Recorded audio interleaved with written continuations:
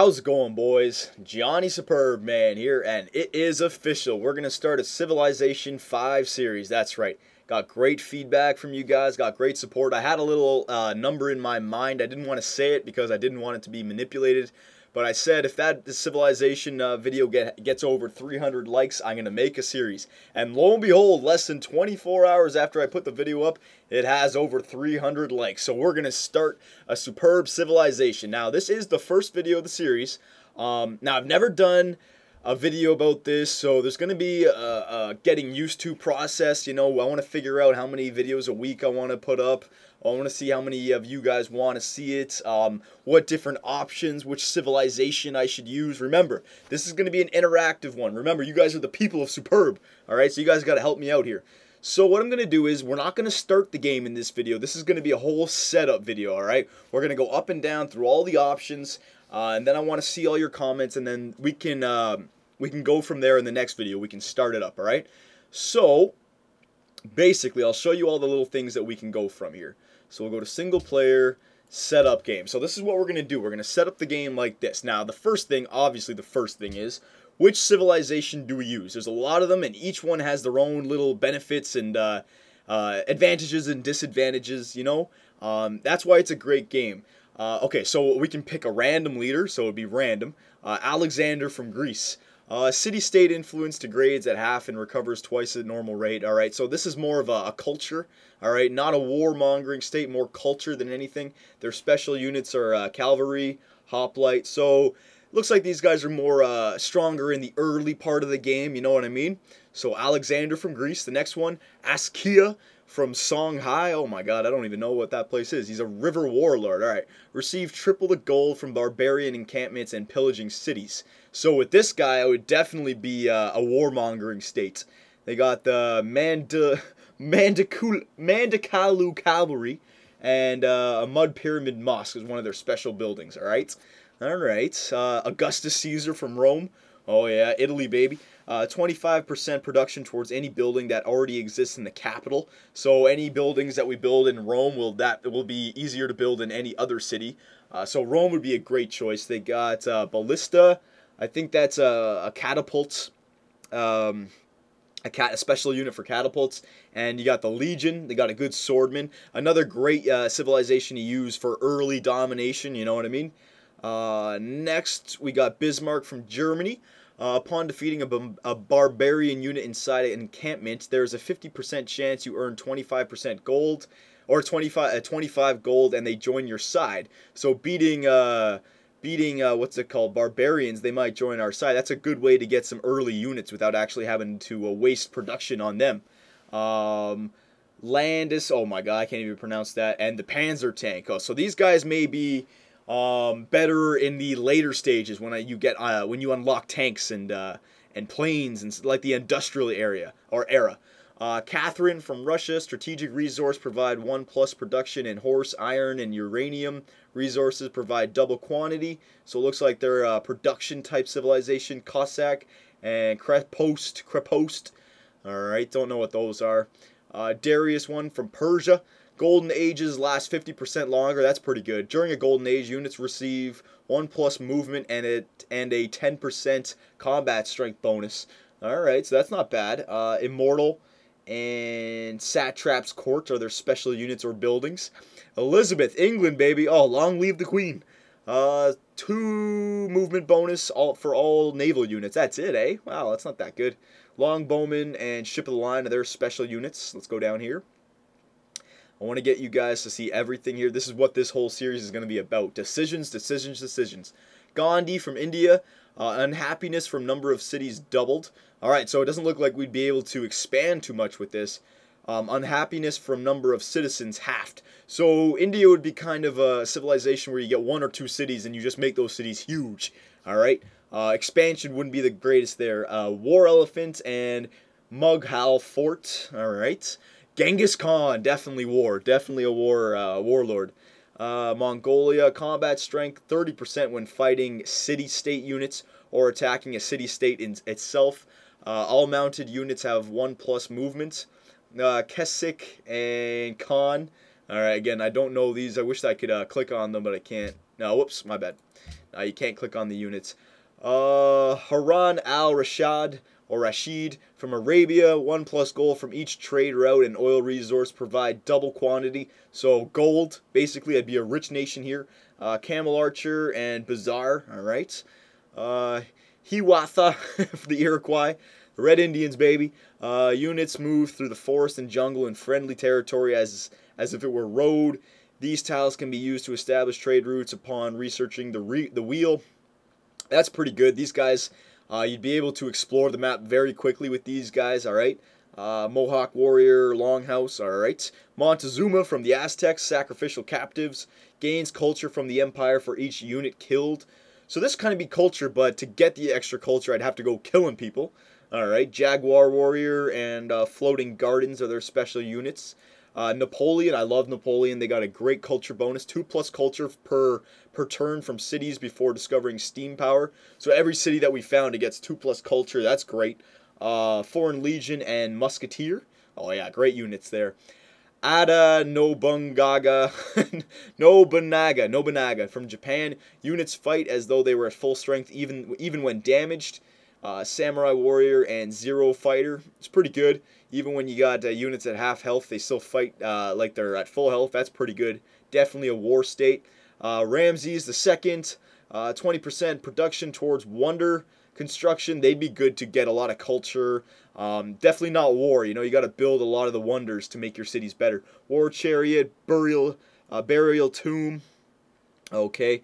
Ramka. Oh my God. Well, I'm not even going to try and pronounce that. Siam. Food and culture from friendly city-states increased by 50%. All right. Oh my God. Elephant and Watts. Suleiman, the Ottomans, 50% chance of converting a barbarian naval unit to your side and earning 25 gold. All right. Pay only 1/3 of the usual cost for naval unit maintenance.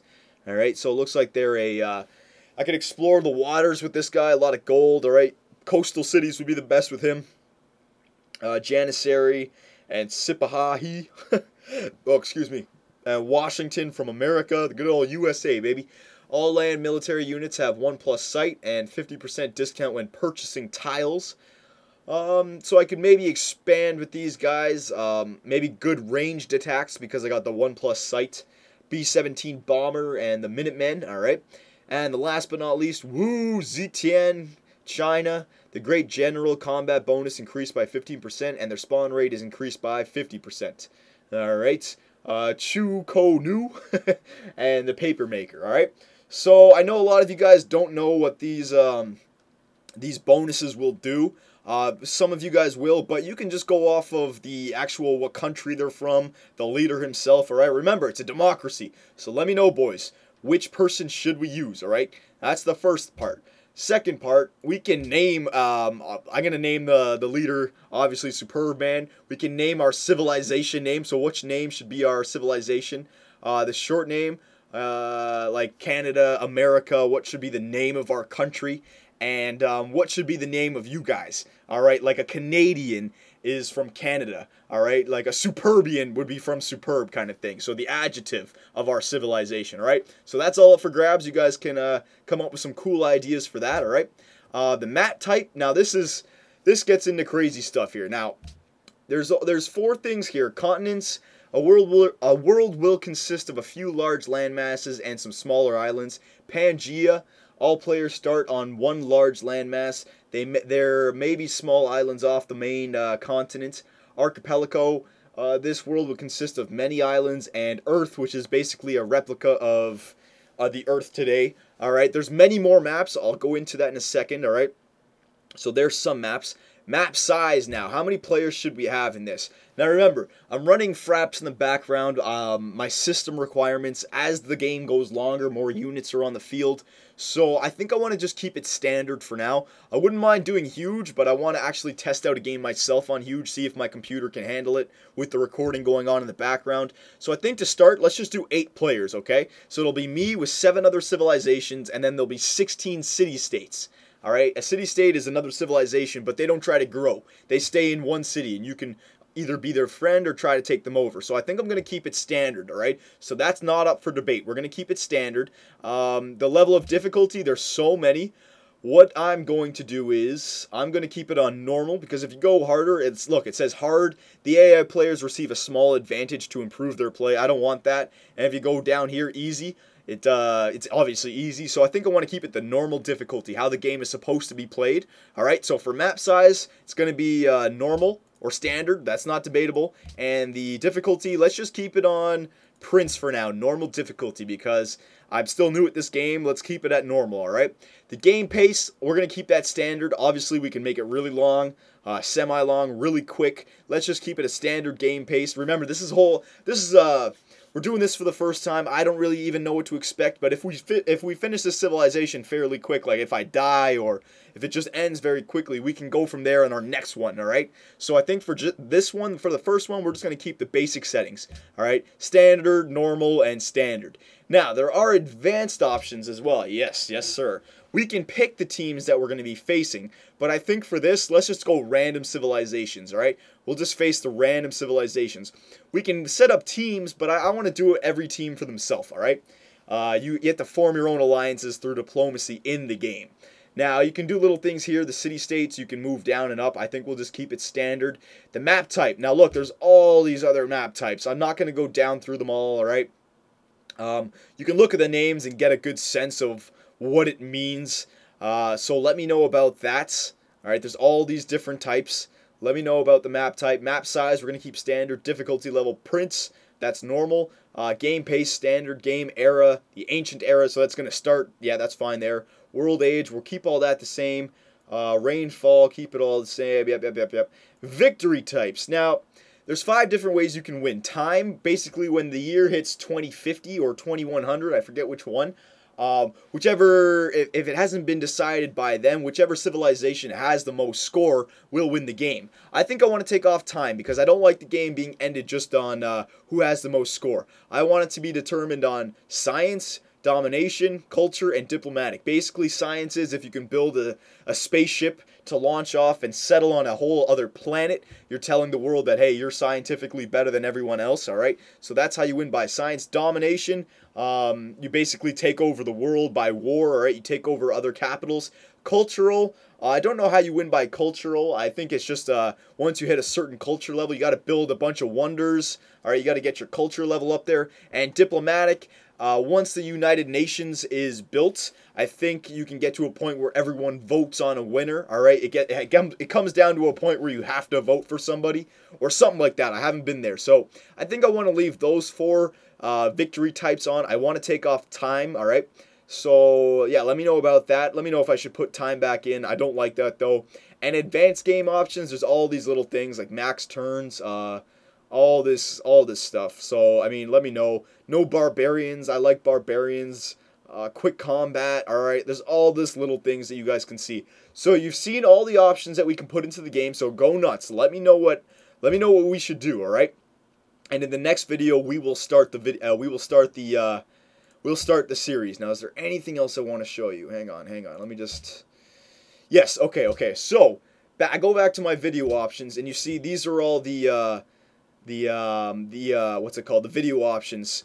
Like the water quality, the terrain, shadow quality. Now, if you guys want a lot more civilizations in, like 16 different ones, we might be able to pull it off, but I would have to put this stuff down to low. The game wouldn't look as good as it can. So what would you guys rather have? A game that looks really nice and not a lot of players on there, and having better performance? Or would you rather me just put all this to low, have the game not look as good as it could look, and have as many civilizations out there and have the game running at as fast a speed as you can go? I'm fairly certain that my computer will be fine. I've already played a civilization, not completely through, but it was running fine. I had the medium settings on. I didn't put it to high, but the medium settings, it was all working out.